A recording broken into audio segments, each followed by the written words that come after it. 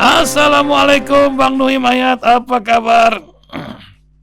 Waalaikumsalam warahmatullahi ta'ala wabarakatuh. Kabar baik, alhamdulillah. Masya Allah, 86 tahun nih Bang Nuhim tahun ini, kalau nggak salah. Begitu Bang Nuhim ya?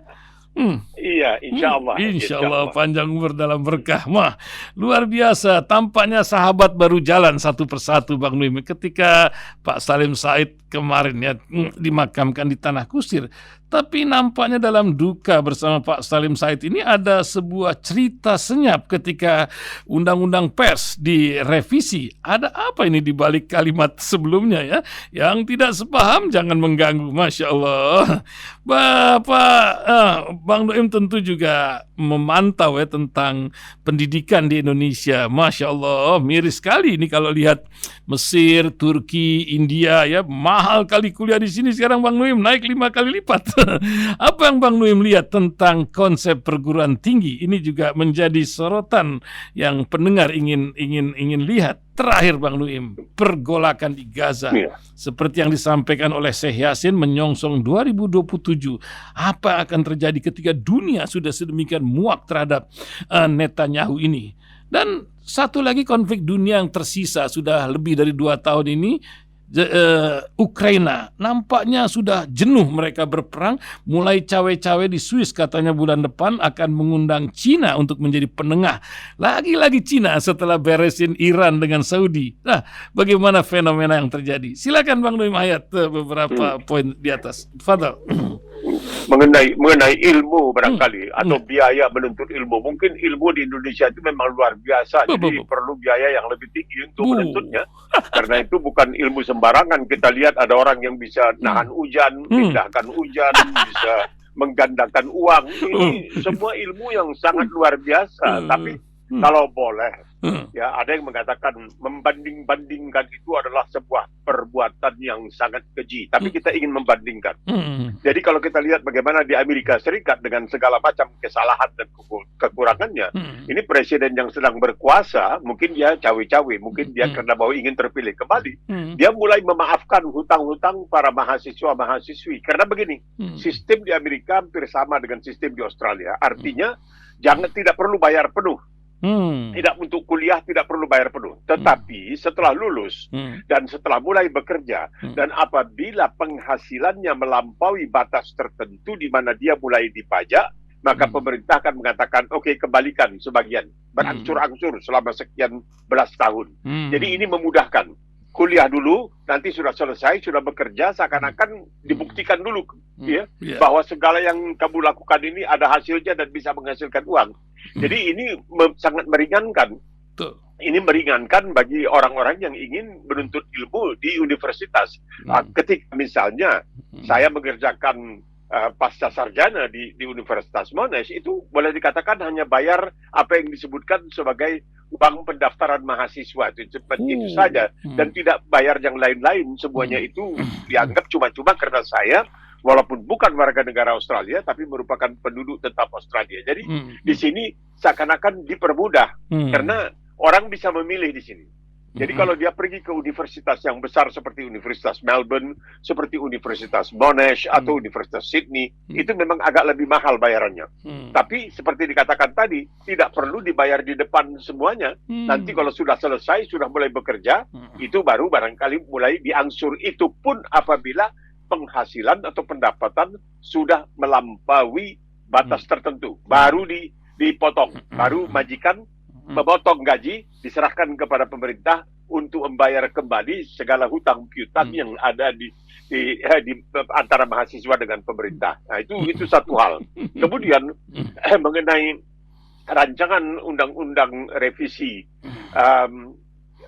media, ya radio dan lain sebagainya, berarti memang barangkali kita ingin kembali ke zaman Orde Baru ini. Dalam hal kita mengetahui ya, saya punya pengalaman sendiri. Ini kalau boleh saya cerita sedikit. Silakan. Tahun 1994 diminta oleh Radio Delta Indonesia untuk apa yang mereka sebutkan memelopori suatu bentuk siaran radio yang tidak cengeng. Dan saya bilang cengeng apa? Iya, putar lagu, cerita yang tidak ada kaitannya dengan keadaan di Indonesia.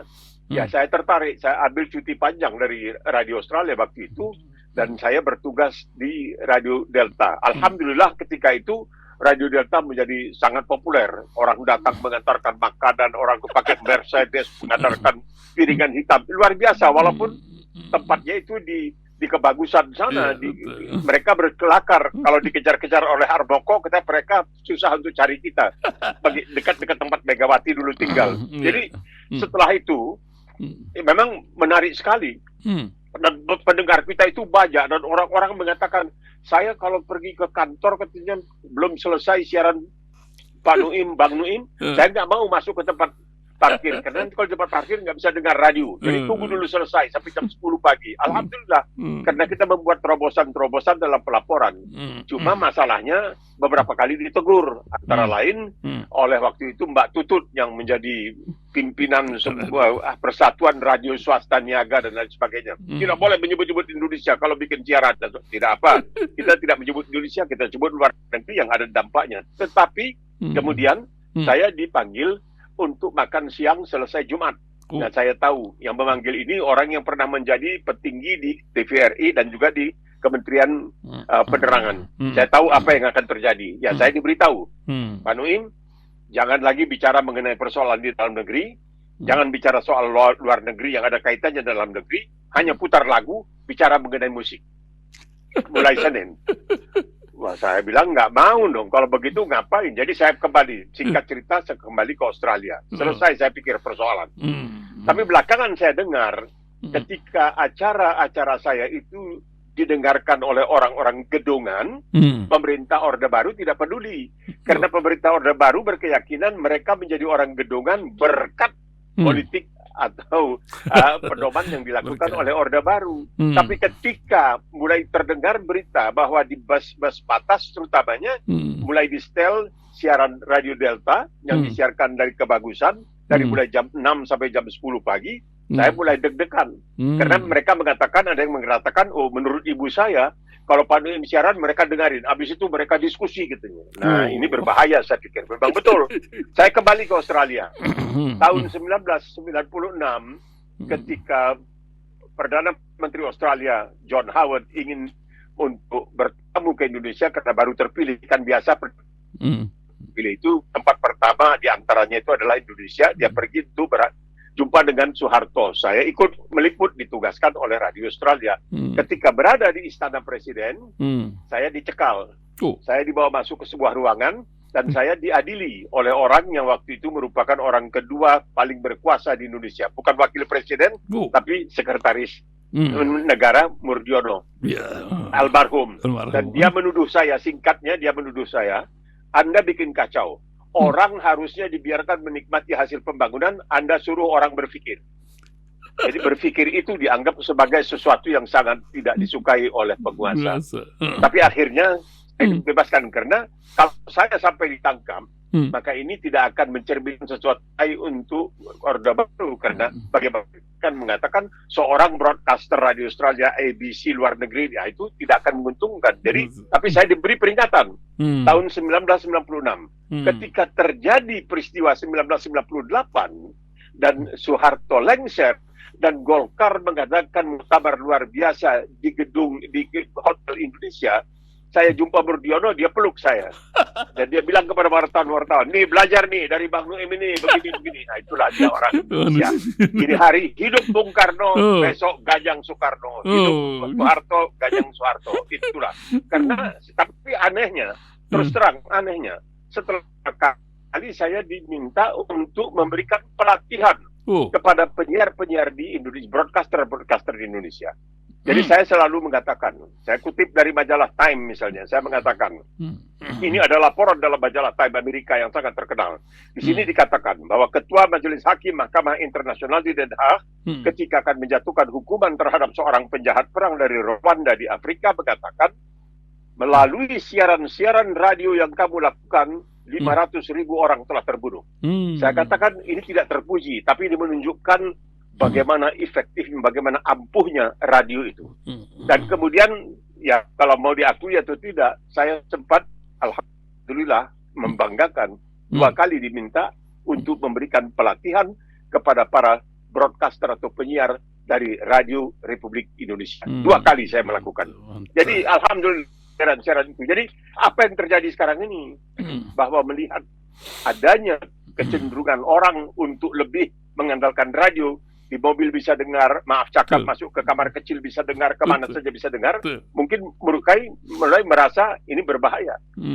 Kenapa mesti dikasih tahu semua? Maka akan diadakanlah suatu barangkali penyaringan, walaupun kalau misalnya saya diundang ke Iran untuk menyampaikan makalah mengenai siaran radio. Kenapa Radio Australia pada waktu itu bisa mendapatkan surat dari pendengar di Indonesia sampai 300.000 pucuk surat setahun misalnya dan sebagainya. Ya, saya mengatakan karena kami menyiarkan tanpa rasa takut dan tanpa pilih kasih. Ini yang belum bisa diterima. Tanpa rasa takut dan tanpa pilih kasih. Without fear and without, ya, itu dia.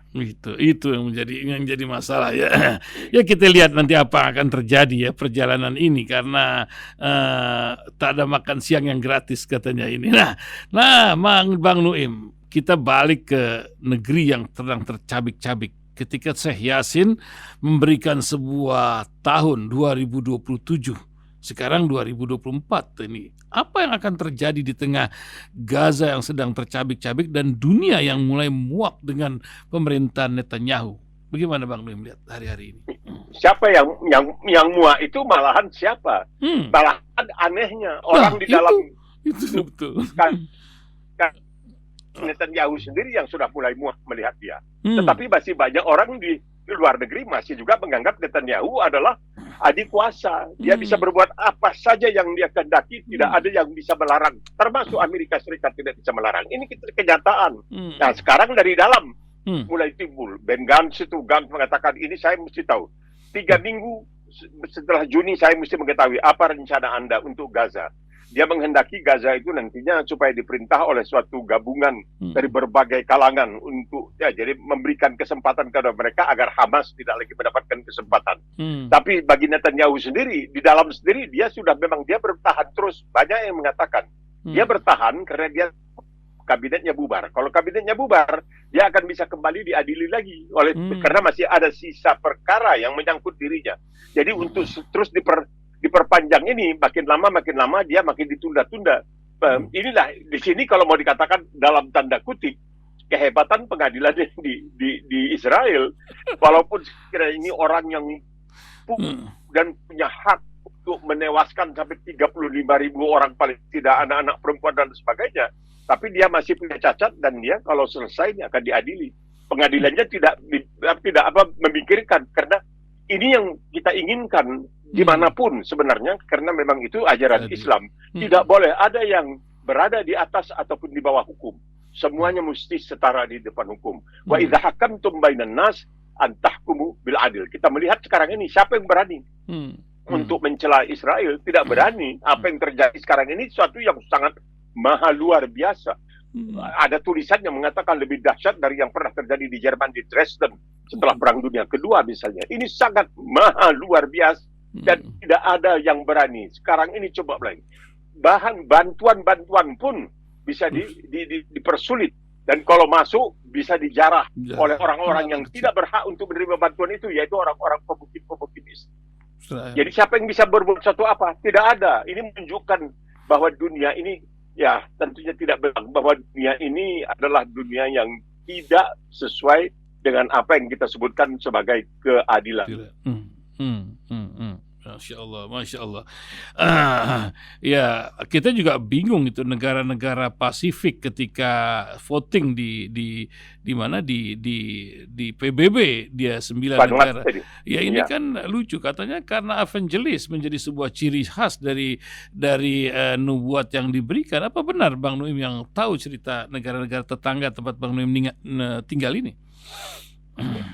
Ya, ini kan mereka mendambakan. Mungkin ada satu keputusasaan. Kita tidak mendambakan, kita tidak boleh mendoakan bahwa ya Allah cabutlah nama aku. Kita tidak diberikan hak untuk itu oleh Allah SWT. Dan Allah mengatakan, jangan kamu minta supaya dipercepat hisab yang akan aku lakukan. Jangan kamu minta untuk dipercepat, karena segalanya itu ada waktunya. Allah SWT mengatakan. Tapi ada di kalangan dalam ajaran agama lain bahwa kedatangan kembali Al-Mahdi dan mereka atau Al-Masih ya. Dalam hal ini Yesus Kristus yang mereka yakini hanya akan terjadi apabila sebuah umat Yahudi yang berada di seluruh dunia telah berkumpul di Israel, di suatu tempat bernama Palestina. Oleh sebab itu mereka menghendaki jangan ada sejengkal tanah pun di Palestina yang diberikan kepada orang Palestina, karena nanti tidak cukup untuk menampung semua orang Yahudi yang berada di permukaan bumi. Nah, kalau ini belum terjadi, maka apa yang disebutkan sebagai the second coming, kedatangan kedua dari Yesus Kristus tidak akan terjadi. Kalau semua umat Yahudi sudah berkumpul di satu tempat, dalam hal ini di Palestina, maka Yesus, kata mereka, akan datang turun dari langit dengan menunggang kuda putih disertai oleh 2 juta malaikat, dan kemudian mereka melakukan pertarungan dengan orang Yahudi. Ditanyakan kepada mereka, kamu terimakah Yesus sebagai juru selamat?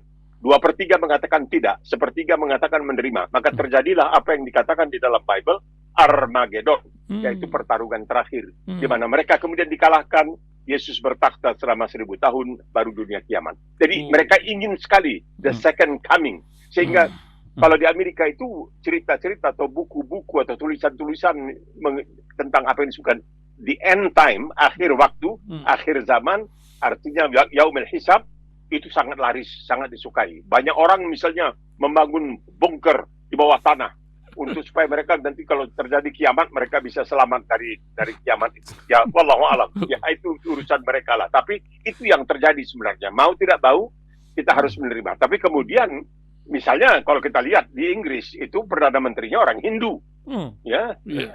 Rishi Sunak itu dia orang Hindu. Di depan rumahnya dia masih memuja dan sebagainya. Tapi dia juga terpaksa ikut. Dia juga mengatakan ikut. Semuanya tidak ada yang berani untuk mengatakan, oh Israel berbuat kesalahan. Tidak. Mungkin mereka mengatakan silap mungkin. Sudahlah. Ya, tapi tidak berani mereka secara terus terang melakukan pencelaan langsung kepada Israel. Antisemitisme, ya luar biasa. Sementara pergolakan lain, Bang Nuim, Zelensky sudah uring-uringan dihajar oleh Rusia sekarang ini. Entah jadi proksi apa, akankah ini menjadi Vietnam atau Afghanistan selanjutnya bagi Amerika ketika terus membantu Kiev ini. Apa yang Bang Nuim lihat peran Cina menjadi harapan Zelensky di bulan depan ini? Bagaimana, Bang? Kan suatu hal yang tidak masuk di akal bahwa Cina sebagai Tiongkok, sebuah negara yang tanpa agama boleh dikatakan kembali punya ideologi komunisme, bisa mendamaikan musuh bebuyutan antara Syiah dan Ahlus Sunnah wal Jamaah, yaitu antara Iran dengan Arab Saudi. Jadi dia dianggap sebagai sesuatu yang sangat luar biasa. Ini juga dikarenakan karena Menteri Luar Negeri Iran yang sekarang ini, Amir Abdullahian ini ada orang lulusan, dia punya S3 dari Universitas Iran tentang hubungan luar negeri, memang orang pintar. Kebetulan dia sekarang sedang hilang bersama dengan Presiden Iran karena helikopternya terjatuh. Dan jadi mereka melihat bahwa kalau sekiranya memang Tiongkok dan Rusia ini kan 2 negara besar menjadi satu. Bayangkan untuk berhadapan dengan Amerika yang sedang kewalahan dari segi ekonomi, tapi harus juga membantu terus kepada Zelensky. Dan ini membuat Amerika itu ekonominya cukup berdarah ya dengan apa yang terjadi sekarang ini. Jadi kalau mereka melihat bahwa barangkali Xi Jinping bisa mendamaikan, itu tentunya akan membantu semuanya. Jadi bukan lagi hanya satu pihak, tapi semuanya akan terbantu. Karena sekarang ini sudah begitu lama berlangsung dan tidak juga selesai masalahnya. Dan Rusia nampaknya tidak begitu mempedulikan. Menariknya, Bung Ihsan, adalah dalam tahun 2022, Presiden Republik Indonesia yaitu Joko Widodo berkunjung ke Ukraina. Setelah berkunjung ke Ukraina, dia keluar, dia membuat pernyataan bahwa dia diminta oleh Presiden Zelensky untuk menyampaikan pesan kepada Presiden Rusia yang akan dikunjunginya, yaitu Vladimir Putin. Itu oleh Jokowi dikatakan langsung koran Pravda yang terbit di Ukraina itu Pravda itu artinya truth, kebenaran. Koran resmi di Ukraina langsung mengeluarkan pernyataan. Kalau kami ingin bicara dengan Putin, kami tidak minta tolong orang lain menyampaikannya, kami akan menyampaikannya secara langsung. Jadi saya pikir dari mana ini Jokowi presiden saya kok bisa-bisanya Gelanggang internasional mengatakan bahwa dia mendapat pesan, minta pertolongan dari Zelensky untuk menyampaikan pesan kepada Putin. Tidak ada, dibantah. Saya masih menyimpan clipping koran bahasa Inggris dan versi bahasa Inggris koran Ukraina itu sampai sekarang saya simpan karena ini bagi saya memalukan. Presiden saya kok mau-maunya mengatakan apakah dia barangkali salah menerjemahkan ucapan Zelensky dari bahasa Ukraina atau bahasa Rusia atau bahasa Inggris kepada dia, lalu dia mengatakan saya diminta oleh Presiden Ukraina untuk menyampaikan pesan kepada Presiden Rusia. Langsung Ukraina bilang nggak ada. Kalau kami mau menyampaikan kepada Rusia, kami sampaikan katanya langsung kepada Rusia, tidak pakai perantara saudara. Begitulah kira-kira. Jadi ya saya pikir barangkali Bapak Jokowi mau jadi perantara, tapi tidak perlu sampai dibantah secara internasional seperti itu. Malu kita, malu. Itu yang menjadi sebuah literasi sekarang post-truth. Sekarang banyak kebiasaan yang ya kalau kata istilahnya macam bajai tenabang, sen kanan jalan ke kiri itu Bang Nuim. ini bukan kita diperingatkan saban kali. Ya ayyuhalladzina amanu taqullaha wa qulu qawlan sadida. Jadi kata Muhammad Asad dalam terjemahannya itu wa qulu qawlan sadida, katakan sampai kebenaran itu muncul. Terus katakan sampai kebenaran itu muncul. Ini yang penting. Jadi kita tidak kalau barangkali ecek-ecek begitu bolehlah bilang. Tapi kalau di luar negeri lalu dibantah langsung oleh Ukraina itu sebenarnya, tapi di Indonesia juga tidak diberitakan pada waktu itu. Ya sudah tidak jadi persoalan karena kita kan barangkali ya janganlah presiden dipermalukan seperti itu karena di luar negeri dia mengatakan dia diminta untuk menyampaikan pesan dari Zelensky dari Ukraina kepada Rusia. Ukraina bilang tidak pernah minta, katanya kalau kita mau menyampaikan kita sampaikan langsung aja kok. Nah, itu dia. Jadi hati-hatilah. Mulut kamu harimau kamu, mungkin di tempat lain. Ya luar biasa. Bang Nuim, hari ini adalah Hari Kebangkitan Nasional. Sudah lama saya juga lihat bagaimana Bang Nuim dengan paspor hijaunya walaupun lama di Australia masih melihat sebuah harapankah di negeri kita ini, atau memang kita tak boleh putus harapan? Apa yang Bang Nuim ingin nasihati buat pendengar radio Silaturahim atau berikan sharing lah sebagai citizen senior, warga negara senior dalam menghadapi dinamika berbangsa di negeri yang dulu ada istilah Konoha tapi ini adalah negeri kita gitu, Bang Nuim. Silakan Bang Nuim. Iya, karena itu dia kan. Kalau kita ada yang mengatakan juga kalau kita memang sayang ya kita meninggalkan negeri itu untuk menambah. Ini saya dibesarkan dalam budaya Melayu, walaupun tidak lama. Saya lebih lama berada di luar Indonesia daripada di dalam Indonesia. Saya mulai merantau 1964, pertama kali bekerja di BBC, habis itu di Radio Australia, ke BBC, balik ke Radio Australia. Sebelumnya saya juga dalam tahun 60-an, awal 60-an pernah menjadi TKI gelap di Arab Saudi, ya, itu mengajar bahasa Inggris, tapi akhirnya tertangkap dan lain sebagainya. Dan itu tidak bisa bisa kita kuasai perasaan kita itu. Orang Melayu itu mengatakan begini, dekat sama disayang, jauh sama dirindu. Lagi tempat jatuh lagi dikenang, konon pula tempat bermain. Nah, ini yang susah jadinya. Orang mengatakan, lu ngomong saja, tidak juga. Maaf kalau saya di sini, jangan dianggap sebagai sesuatu yang merupakan membangga-banggakan. Tapi karena berada di sini dan sempat diberikan penghargaan oleh Ratu Elizabeth II dari Inggris dalam tahun 2002. Di dalam pertimbangan, jadi bukan diberikan oleh Gubernur Jenderal Australia yang merupakan wakil dari Ratu Elizabeth di Inggris sampai sekarang dalam konstitusi Australia, tapi langsung oleh Ratu Elizabeth II.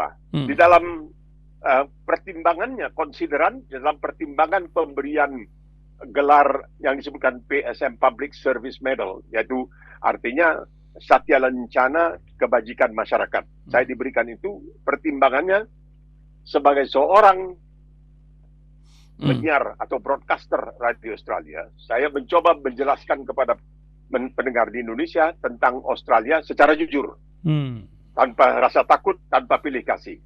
Dan sebagai seorang Indonesia dan Muslim di Australia, saya sering, ya sampai sekarang juga Iya. diundang untuk menyampaikan ceramah mengenai Indonesia, kalau ada itu bicara mengenai Indonesia dan lain sebagainya.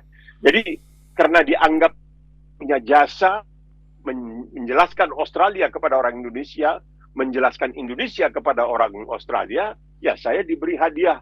Dan itu bagi saya merupakan suatu penghargaan yang sangat bernilai, walaupun tidak bisa dibangga-banggakan, walaupun segala macam satya lencana yang diberikan kepada saya, dan 5 atau 6 tidak pernah saya pakai, ya karena itu sudah diberikan oleh Ratu Elizabeth II. Tapi saya tetap merasa, ya ini merupakan tugas saya untuk menjelaskan kepada orang Indonesia yang tidak mengerti tentang orang Australia, yang tidak mengerti tentang Indonesia, tidak mengerti tentang Islam. Saya juga seorang awam, saya bukan ustadz. Kalau dia bilang ustadz, saya bilang koreksi, saya bukan ustadz, saya hanya broadcaster.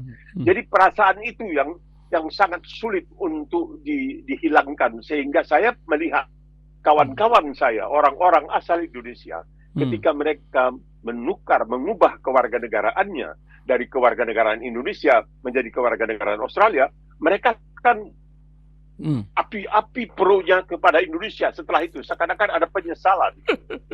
Jadi saya pikir sebagai seorang warga negara Indonesia yang sampai sekarang ini warga negara Indonesia yang tinggal di Australia, saya hanya di mata hukum tidak boleh dua hal.